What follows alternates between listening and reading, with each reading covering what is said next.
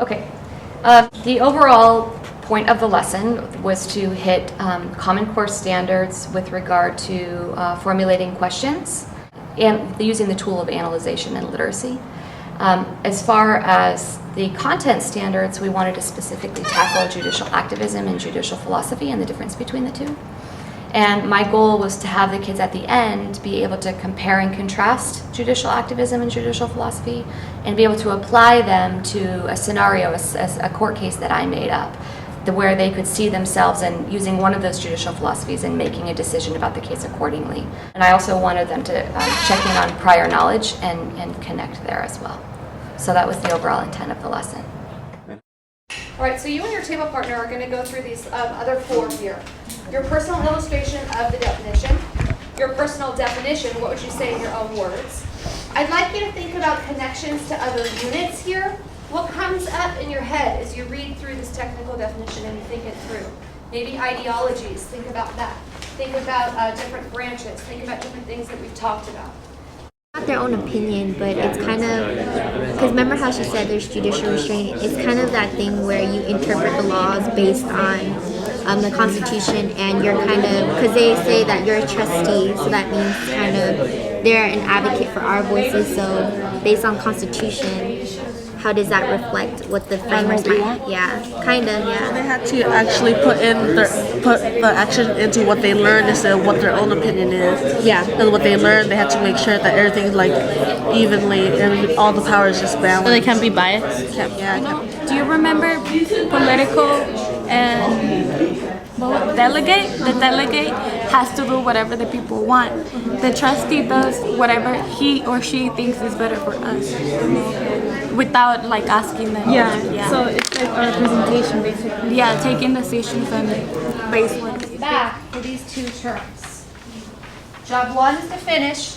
Job 2 is to share questions. Job 3 is to do a Venn diagram for the terms. Are we clear?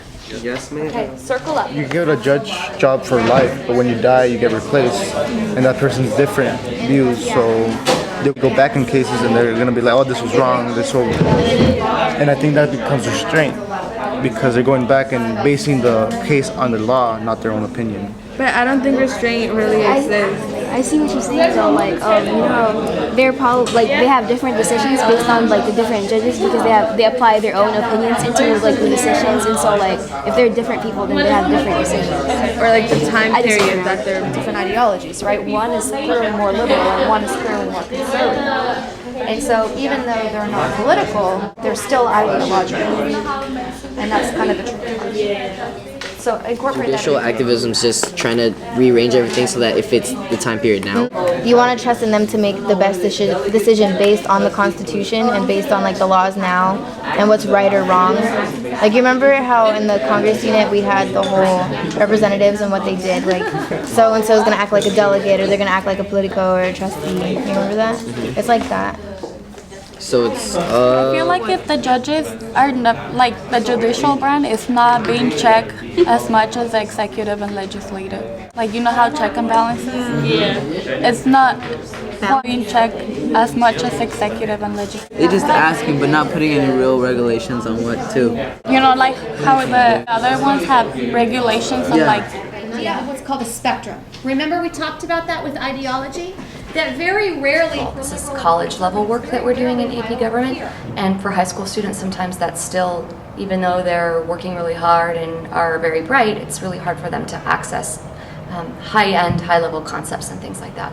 So the CLR strategies in my mind are about accessibility and also about keeping the vibe of the room community-oriented and team-oriented. And it's really important to me that we all see each other as a team, because when things get really hard in this class, I want them to be able to know that they can depend on each other. And so CLR for me works really well both with accessibility and with that idea of community building and validation for who they are and where they come from and what they bring to the table. Give me a 0, I don't understand at all. 5, I'm all good on these two things. So there's lots of 4s and 5s, and I'm feeling comfortable moving forward. We're going to circle back with this in a little bit. Excellent. High five it up. All right, you see what we're doing, everybody? Give one, get one. Let's go. Federal law? National background check system. Congress. Senate. I'm sick. Legislative effort. Federal law enforcement. Federal law enforcement. Check system. High capacity magazines. Rebel pride. Come on back. The two challenges that I had in this particular lesson were the article that I chose was too long. I think the teacher read aloud was fine. That I had to unpack it too much because it wasn't quite the right article. It was engaging, but it was too long, too dense in bringing in things that didn't need to be there. The article was a misstep, in my opinion. The other misstep was we did the thinking map for the first time in this lesson, and I didn't give a graphic organizer because in my mind they were seniors and they know how to map and they knew how to do it, and so when I explained it and said go, they weren't able to go. I didn't build in enough scaffolding for that. But when Congress refuses to act, the president can do an executive order. If you remember, in the article it said that the president proposed 23 gun control measures. Right? And even though Congress is the body that represents the people, and even though Congress is the body that should be writing laws, the president says, if you won't do it, I will. You got me? Yes. I think that they would feel emotionally connected to what happened in Sandy Hook, so I think they will support what the actions were from their hearts, from the emotions that they were feeling, and people were angry what had happened over there, but now they had to cool down and actually think about it. I think that now it's a reasonable time to make the laws, you know. The legislative branch, what do the articles say about that? They talked about how it's a great law, they talked about how there's inaction, these things not happening. Okay? And then the executive branch talked a ton about the bureaucracy, all the different. Like always base things off your background because. Yeah, that's what I was saying. How Thinking strong fire. All right. I want to hear from you what you have. There's some struggle has power, not only the president, the person themselves, but also the 3 million people that the president employs. Yeah? Yeah. All right.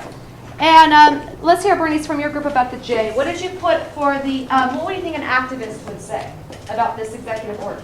Well, we were discussing, as I mentioned something about how it relates to the ghost of old, how if they interpret with how judges did it back then, how does that relate to what we're to our modern issues? Mm-hmm. And it's like we're wondering, like, why do we have to, like, current court cases, why do we look back to old court cases? Because we're modernizing our laws. Why do we have to come in conflict with old cases that passed? So the activists would have a hard time with this whole idea of using former cases as the justification for why you would decide something today, right? Do we own our AP classes just for AP kids, or do we need to open up AP classes for non-traditional AP kids?